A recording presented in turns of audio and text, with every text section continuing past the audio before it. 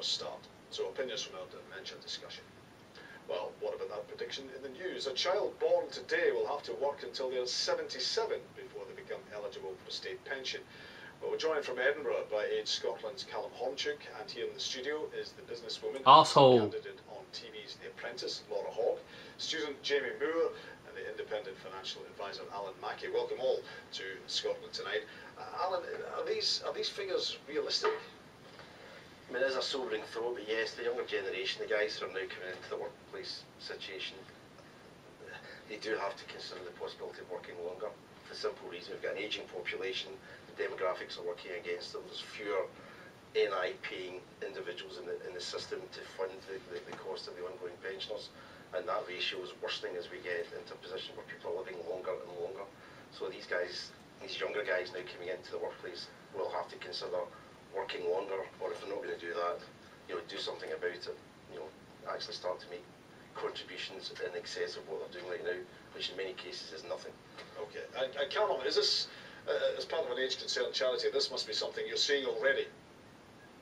Yeah, absolutely. I mean, I think we accept the point that with an ageing population, it is right and legitimate to look at the issue of state pension age and see if it does need to be uprated, but it goes beyond just the life expectancy of the population. We've got huge discrepancies in life expectancy and healthy life expectancy across different parts of the country. And if we're going to see a unilateral uprating of the state pension age, then that could really impact on a lot of people in poorer communities who might not ever actually access their pension at all.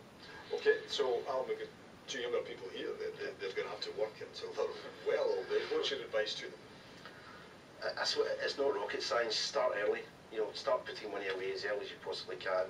I know that you have to think of other things like get on the mortgage ladder, all of these areas. But the sooner you can start making pension contributions and start to build up that pension fund, the better it will be. Don't let your pension fund contributions stagnate. Review them every year. If your salary's going up, take advantage of that.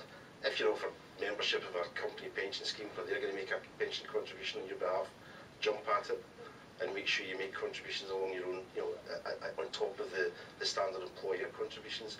All these fundamental, simple, not rocket science things, that's the way to start the ball rolling. Okay, Jamie, you hear that advice, but that's really not going to work for you, is it? No, especially with the cost of living going up as it is right now. I mean, bus fares are going up.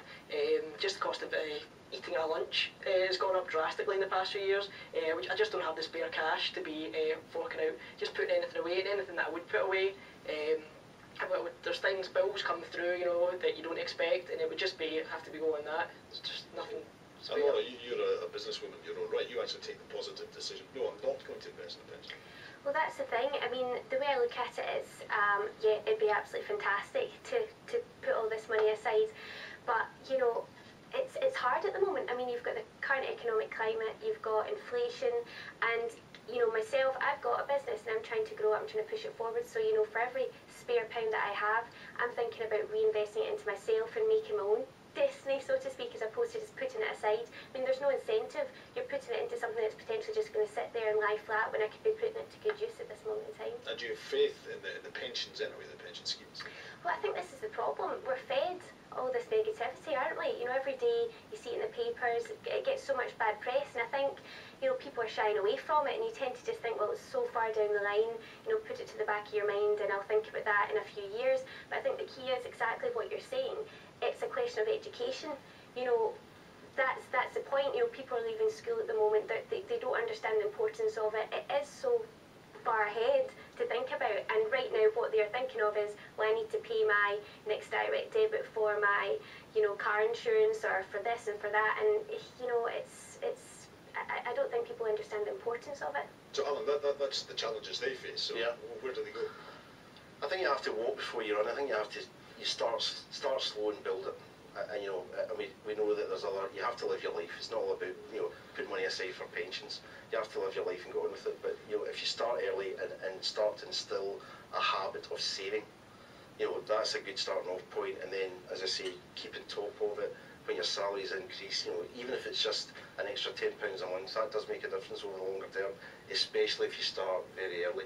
It's just these small steps that can have a big incentive. And at the end of the day, pension planning, despite all the negativity you're talking about there, it's still the most tax efficient way to accrue benefits to use in your retirement time. I mean, if you look at right now, state pension benefit, basic state pension benefit right now for a single person is £107.45 per week. It was never designed to do anything else than to keep you out of poverty. Callum, you're echoing these statements.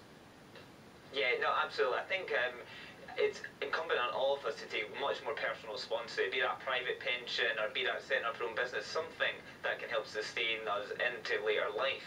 But also quite welcoming is the automatic enrolment scheme that the government's starting rolling out later on this year, and that will be a system where individuals who are not enrolled in sort of private pensions will automatically be in these systems now, and they'll have to opt out of that. So hopefully that means that a lot of younger people will actually find themselves in pensions and contribute towards it. Jamie, are you convinced by that, or are you thinking, well, I can't afford it, it's something I'm just going to have to deal with later? I think it sounds like a good idea. I would love to have a pension, and I think that would help instill a kind of a pensions culture within younger people. But unfortunately, I think a lot of younger people see it as kind of another tax. Just something taking more money away from them going on holiday, going on nights out, living for now instead of living for the future. I mean, my retirement, I'll be retired in 2057. For all I know, I could be collecting my pension from the moon.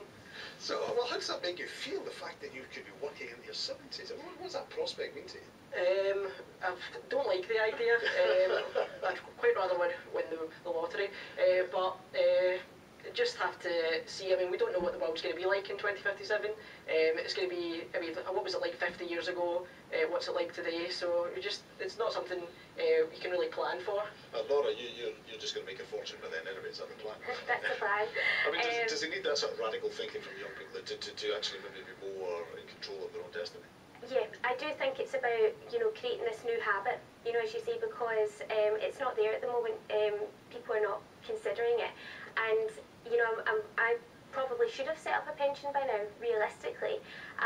But as I said, I haven't. I've chosen not to do that, and it's not a worry in the short term. But I mean, I'm going to have to take my head out of the sand at some point. Let's be realistic here. It's not going forward. The longer you put something like this off, well, the bigger the problem's going to be in the long term. So by no means am I saying that's the right route to go down. Essentially, I think the problem is that's what's happened. People, there's plenty of people out there that have got the same habit as myself now, and it's not a good habit. And for somebody like yourself, and even the younger generation, I think yes, something like this new scheme is actually going to have a lot of benefit, because it's going to start getting people thinking about it younger, and hopefully, it's going to start helping the situation.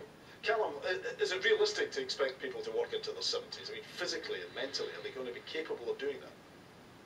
I mean, we are seeing it with increased life expectancy. There is an increased healthy life expectancy. So obviously, there will be opportunities for people to work longer. And there are major benefits to working longer.